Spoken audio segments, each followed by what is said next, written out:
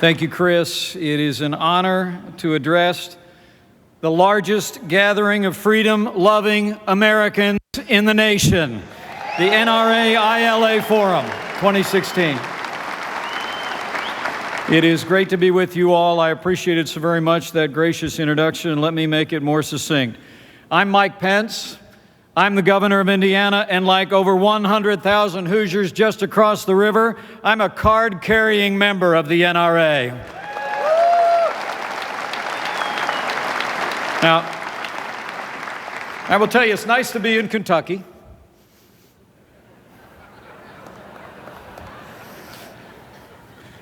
Liked it better when you were in Indianapolis in 2014. It's nice to be here in Kentucky, but I will tell you, right across the river is the heart of the heartland, where Hoosier hospitality is a way of life, as so many of you learned when the NRA came to Indianapolis just a few short years ago. If you haven't been to the Hoosier State, I'd recommend it. In fact, it's kind of my job. I mean, it's May, right? It's May in Indiana, and I just came from the Indianapolis Motor Speedway. The 100th running of the greatest spectacle in racing is just a few short days away. I mean, I just went to the Kentucky Derby with Governor Matt Bevin, great guy. It was, in point of fact, it lived up to it, the most exciting 2 minutes in sports.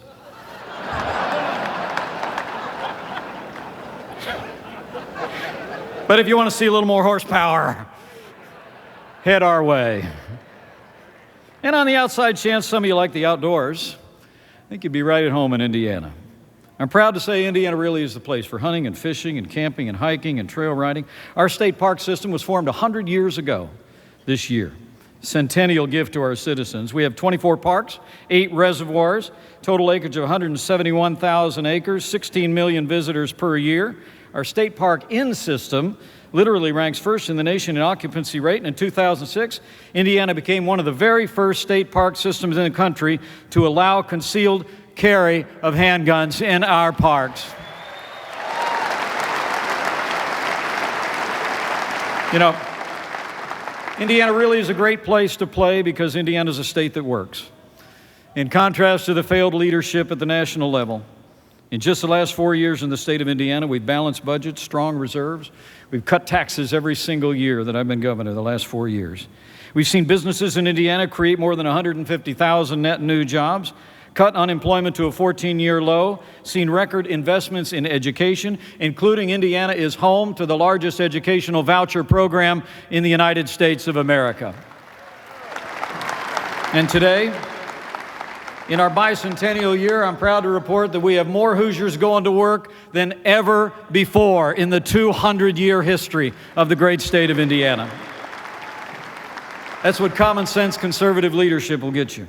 And I'm proud to say we've done it all by promoting freedom. The state of Indiana works because in Indiana we don't just talk about freedom, we live it. We breathe it. We keep freedom at the center of who we are, and it's really what makes our state a success. We're freedom-loving people in the Hoosier State. We cherish all of our rights, our unalienable rights to life, to liberty, the freedoms enshrined in our Bill of Rights, and Hoosiers have supported the Second Amendment every step of the way, and we always will. The people of Indiana know firearms in the hands of law-abiding citizens make our communities more safe, not less safe. The right of the people to keep and bear arms are words that we live by in the Hoosier State. Shortly after I became governor, when tragedy came to Sandy Hook Elementary in 2012, Hoosiers didn't respond with restrictions on law-abiding citizens. We made millions of dollars available so our schools could have armed safety officers on the premises and purchase equipment to keep our kids safe.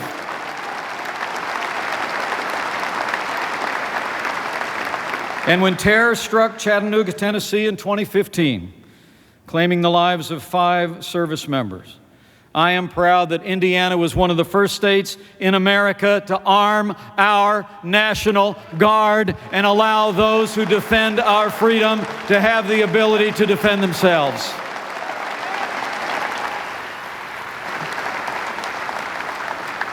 And with the strong support of the NRA, We've passed legislation allowing men and women to use rifle for deer hunting, ensuring law-abiding citizens can be certified gun owners.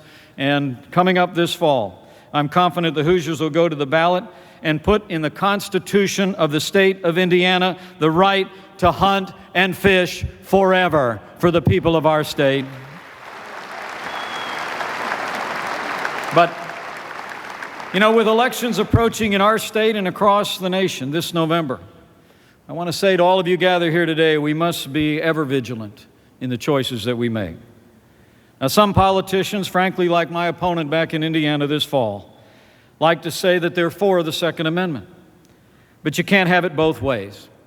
You cannot stand silent while the president blames violence in his hometown on the rights of gun owners in Indiana and say you're for the Second Amendment.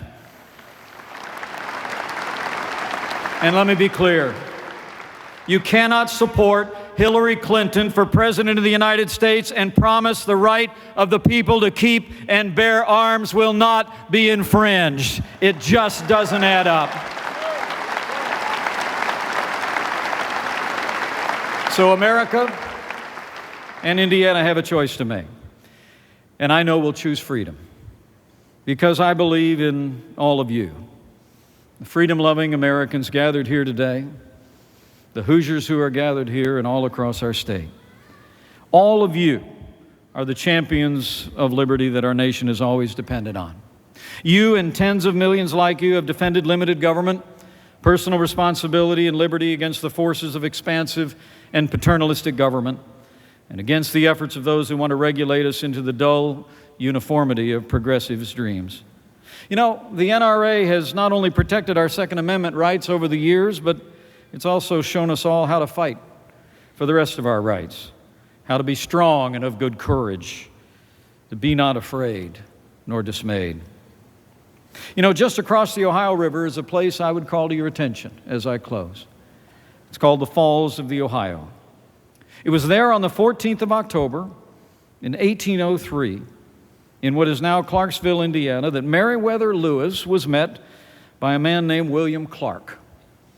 When they shook hands on those shores, in that meeting, the Lewis and Clark expedition was born, just right across the river. October 26, Lewis and Clark and their nucleus of the Corps of Discovery set off on their epic journey to explore the Louisiana Purchase in the Pacific Northwest.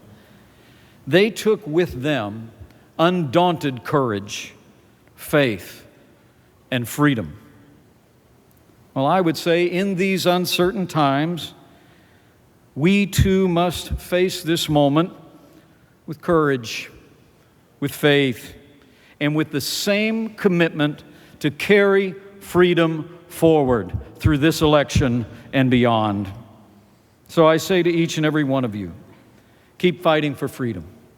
And all that you've heard from this podium today will stand at your side, me included. Don't become weary in doing good, because the future belongs to freedom and to all who are willing with courage, faith, and resolve to take up the cause. And be confident, because remember, as the old book says, where the Spirit of the Lord is, there's freedom. So freedom always wins. Thank you for the opportunity to address you today. And Lord willing, we'll see you in Indianapolis in 2019. God bless you all.